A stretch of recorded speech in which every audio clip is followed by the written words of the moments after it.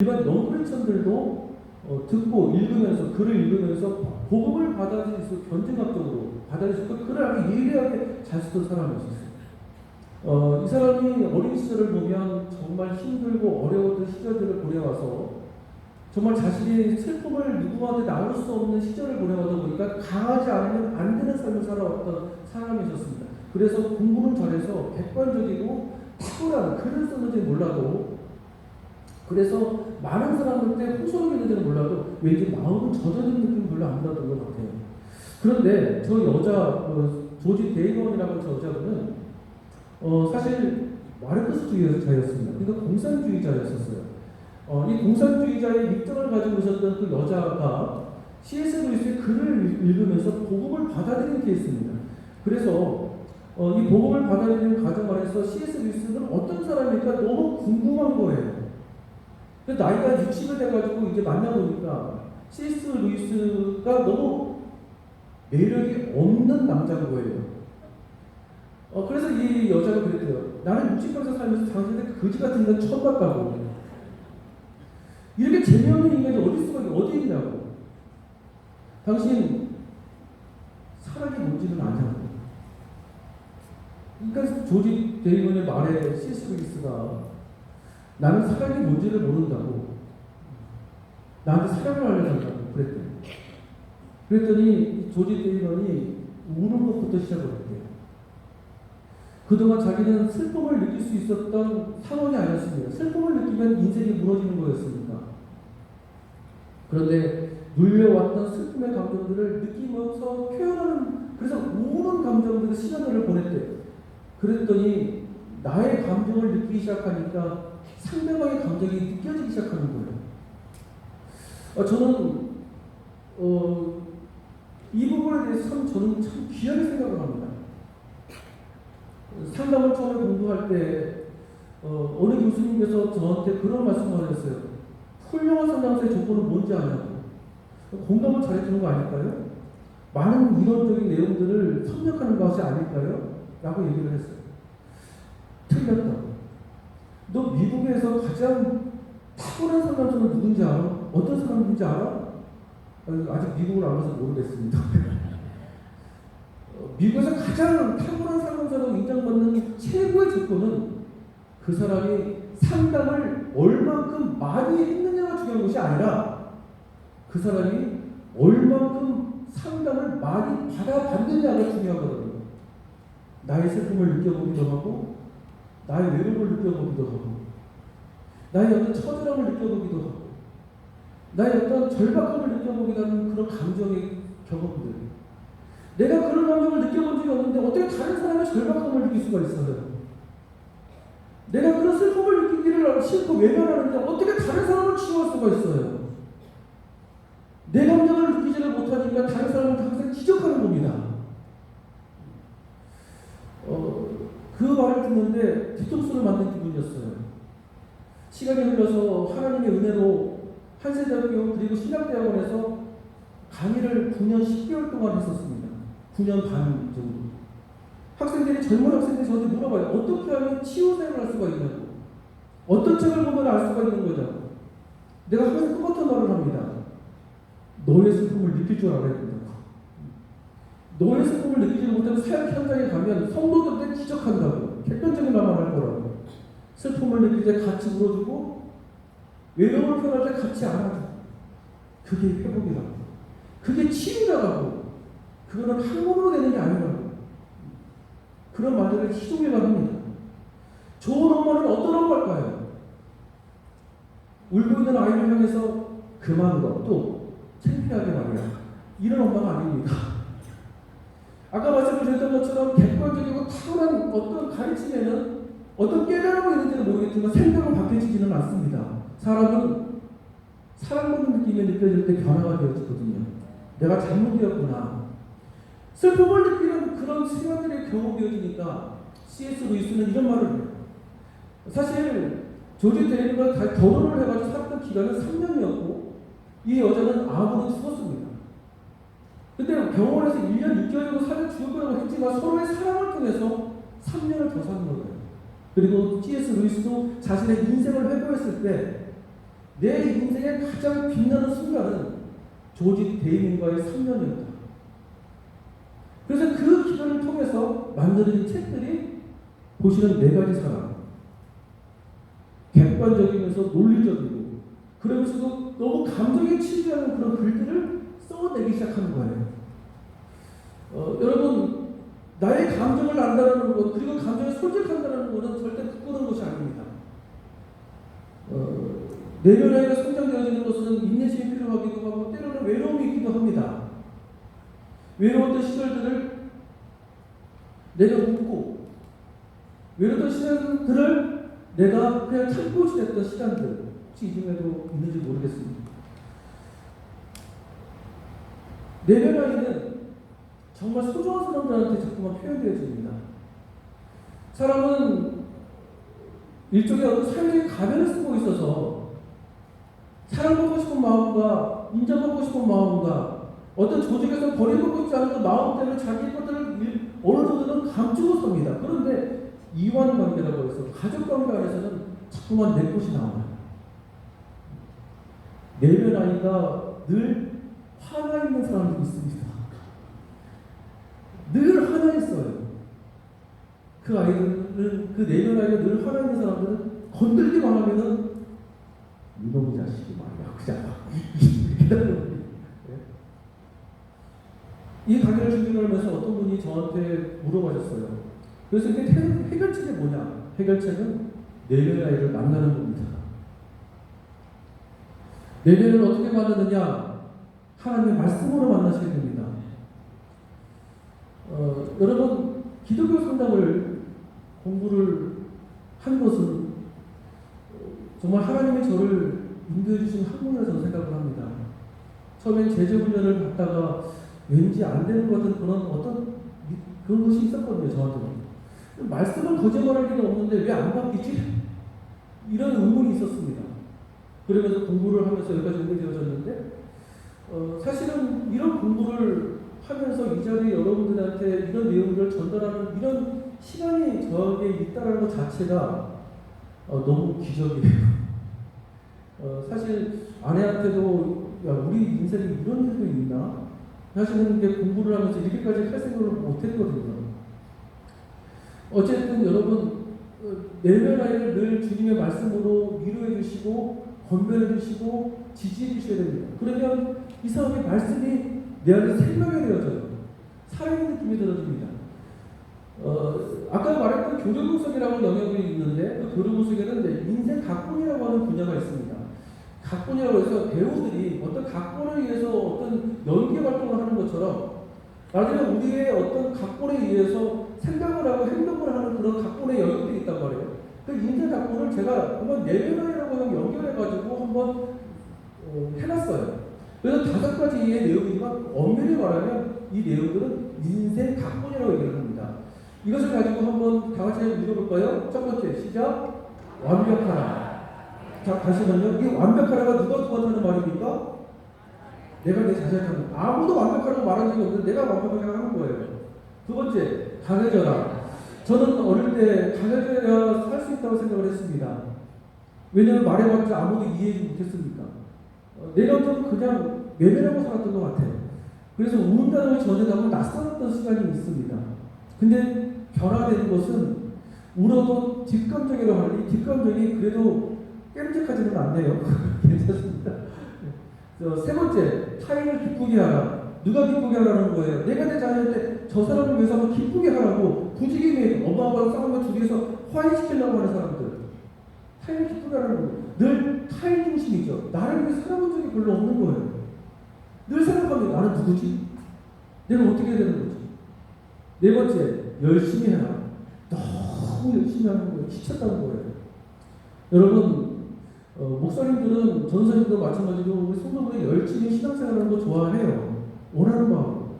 그렇지만 너무 열심히 해가지고 우울증 걸리고 틀진되고 그래까지 원치 않습니다. 늘 그래서 영적으로 항상 내면화가 교정이 나는 것도 얼마나 중요한지 모르겠습니다. 그리고 5번째, 뭡니까? 서두르라. 빨리빨리 해. 빨리빨리. 인생이 왜 빨리빨리 안 달려져? 하나님과 재촉해요. 이 5가지 위해서 우리가 각본을 짜야 되는데 이 각본을 아는 것만으로도 꽤 중요합니다. 그리고 이 각본을 가지고 다시 만드는 것을 가르쳐서 따라합시다. 재각본. 이 5가지는 각본대로 움직일 때는 이 반복음박이라고 해서 그렇게 행동을 하지 않으면 왠지 마음이 불편합니다. 왠지 저렇게 해주면 되게 편한 느낌이 있지 않습니까? 자꾸 확인해 보려고 하고 완벽하게 하고 실수하면 안 될 것 같은 느낌. 실수를 안 하려고 막 하는데 자기는 힘들지만 왠지 그게 좀 편한 느낌이 있지 않습니까? 이게 각본이라는 거예요. 이게 이제 반복감각이라는 거예요. 반복감각. 여러분의 습관들, 여러분의 생각의 패턴들. 어떤 거는 패밀리 패턴이라는 것이 있습니다. 가족 관계 안에서 만들어진 그 가족의 공유한 분위기들이 있거든요. 이것이 나의 어떤 삶의 방식들이 되어지는 부분들이 많이 있어요. 그렇지만 오늘은 교류 분석을 가지고 내면하게 연결해서 인생 각본이라고 하는 영역을 내면하게 5가지 시즌으로 한번 만들어봤습니다. 하나님은 말씀하시지만 나의 각본의 체계가 저렇게 딱 잡혀 있으면 말씀에 들어갈 공간이 없어요. 물질은 엄밀히 다 들어가면 내 삶의 의미에 5가지 한 가지 해당이 되어집니다. 성경은 엄밀히 다 들어가 보면 5가지 한 가지 분명히 이슈가 있습니다. 여러분 인생 각본에 의해서 만들어진 음성들을 가지고 메타 판타지라고 얘기를 합니다.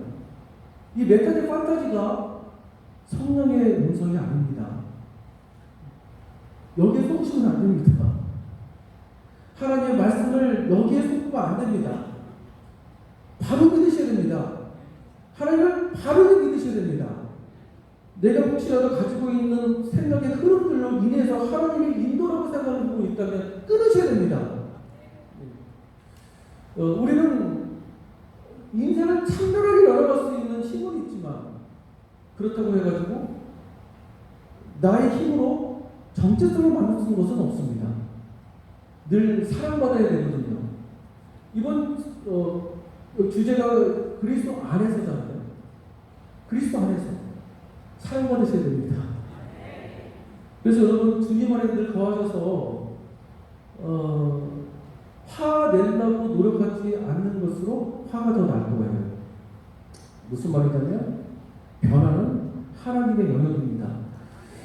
영성 침묵 단계에 12단계의 영역들이 있는데 그 중에 첫 번째가 따라합시다. 무기력. 무기력을 얘기합니다. 내면을 딱 봤더니 이건 너무 세. 이건 도저히 안 되겠구나. 안 될 부분이구나.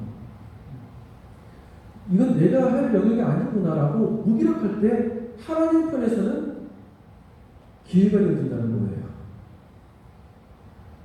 어쩌면 여러분 강박이라는 영역들, 화를 내지 않는 영역들, 화를 내고 노력을 하면 할수록 강박증이 더 심해진다는 연구 결과들이 있습니다. 그러면 어떻게 해야 되냐? 그냥 맡기는 겁니다. 이게 아무것도 아닌 것 같아도 정말 어떤 사람 너무 안 되는 영역이거든요. 마치 이런 것 같아요. 갯벌에 나가서 뻘에 빠졌는데 빠져나오려고 할수록 더 깊어지 빠지는 것처럼 빠져나오려고 하게 되어지면 그냥 눕게 되어지면 공간이 생겨서 그냥 나와지지 않습니까? 제가 어렸을 때 수영을 하려고 수영을 치다가 허우적거린 적이 있어요. 허우적거리니까 더 허우적거렸습니다. 근데 힘을 빼니까 그냥 물 위에 최소한 떠 있었던 거예요. 우리의 마음이 어떤 바다라고 한다면 내 불편한 어떤 영역들이 내 힘으로 이기려고 할수록 더 허우적거려집니다.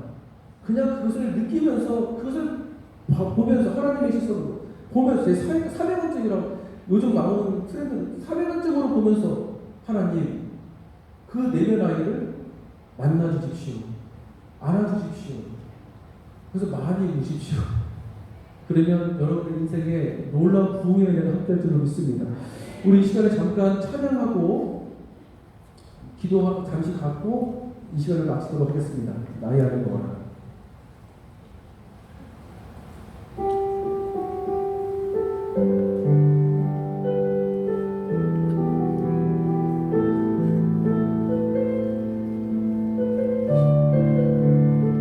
우리 고백합니다. 나의 안에 거하라. 나의 안에 거하라. 나의 하나님 모든 환난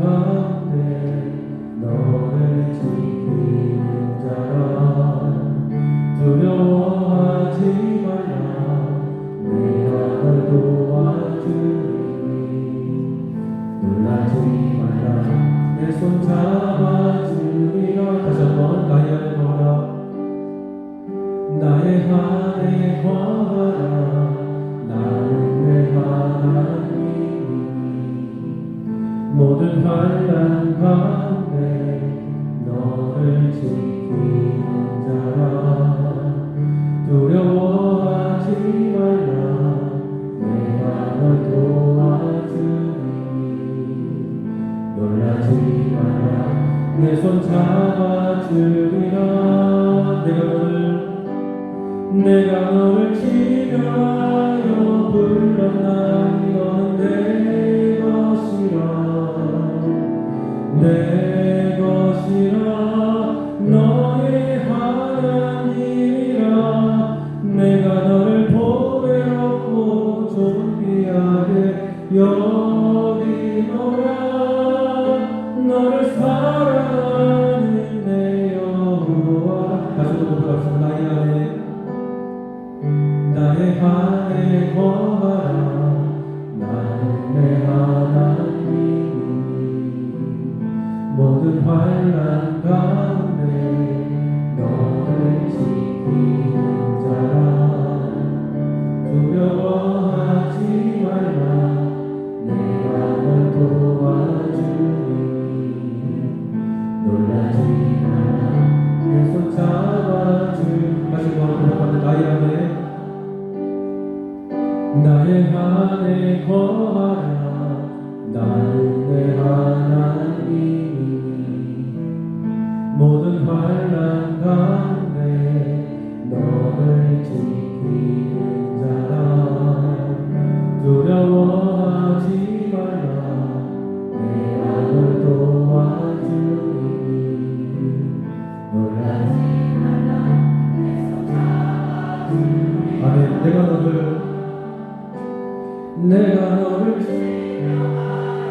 불렀나니 너는 내 것이라. 너의 하나님이라. 내가 너를 보배롭고 존귀하게 여기노라.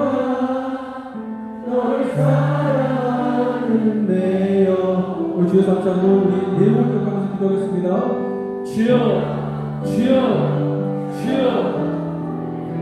할렐루야. 아버지 하나님, 감사와 찬양을 드립니다. 주님 어린 것이 참된 우리의 은혜인 줄 믿습니다. 하나님, 돌아보면 내 어떤 무엇도 바꿀 수가 없습니다. 나의 그런 치유할 수 있는 힘이 없습니다. 주님의 성령이 내 마음에 임재하여 주셔서 하나님의 은혜와 능력으로 나를 다시 한번 새롭게 하여 주시고, 내가 스스로 거부하지 못한 나의 모습을 또한 사랑할 수 있는 믿음을 허락하여 주시고 마음을 허락하여 주시고 하나님 수정하여 주시옵소서. 하나님의 나라와 영광이 함께할 줄로 믿습니다. 주님 손을 인도하여 주시옵소서. 저를 무너지시고 주 예수 바라보는 하나님 허락하여 주시고 하나님의 능력으로 하나님 인도하여 주시옵소서. 예수의 이름으로 기도드립니다. 사랑하는 은혜가 충만하신 하나님 아버지, 하나님 오늘 나눈 내용들이 성령을 통해서 한 사람 한 사람 자유하게 기억되어 허락해 주시고 그 내용들이 내 삶을 새롭게 해나갈 수 있도록 허락해 주시되 하나님 품 안에서 안김받을 때 온전한 회복과 온전한 치유와 나에 대한 어떤 이해가 일어날 줄로 믿습니다. 우리 하나님의 영광이 함께해 주시옵소서. 예수님의 이름으로 기도드립니다. 아멘. 할렐루야. 하나님께 영광을 돌려드립니다. 아멘. 감사합니다.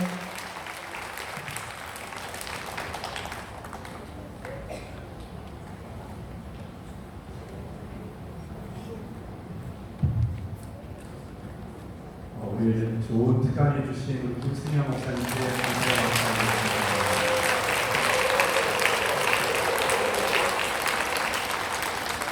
지금부터 10분 동안 화장실을 다녀오시고요. 10분 후에 서서평이라는 영화를 보도록 하겠습니다. 그래서 그 영화가 총 80분짜리인데 80분을 길게 볼 수는 없어서요. 온누리 교회에서 그것을 30분으로 편집을 한 사항이 있습니다. 그래서 30분 동안 우리가 영화를 보고 저녁 시간이 5시 반이니까 1시간 반 동안은 우리 오늘 저녁 집회를 위해서 여러분들이 힘을 모아주셔야 됩니다. 그래서 산책을 하시든 숙소에서 쉬시든 자유니까 이렇게 하시고 아마 3시 반에 화장실 갔다 오시면 여러분들 조금만 간식을 드릴 거니까요. 간식 하나 드시고 그 다음에 영화 재밌게 오늘을 보시면 될 것 같습니다.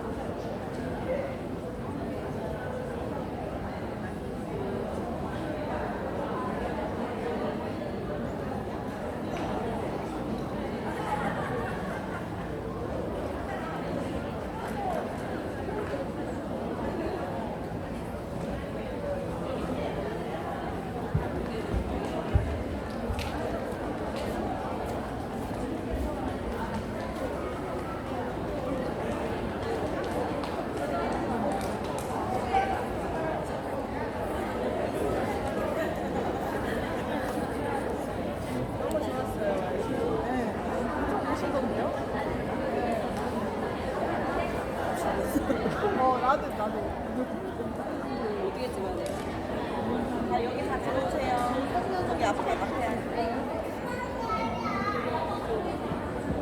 제가 찍어드릴게요. 센터에서 찍으세요.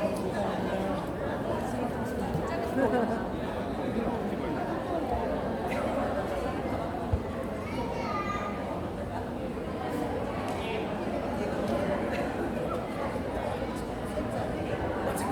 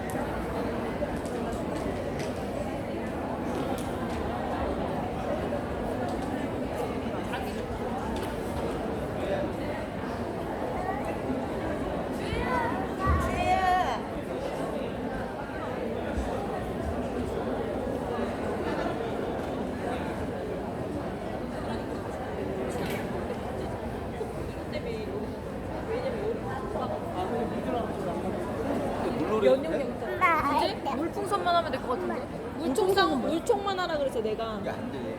이게 물이 다 맞아. 깜빡이서 불쌍하게.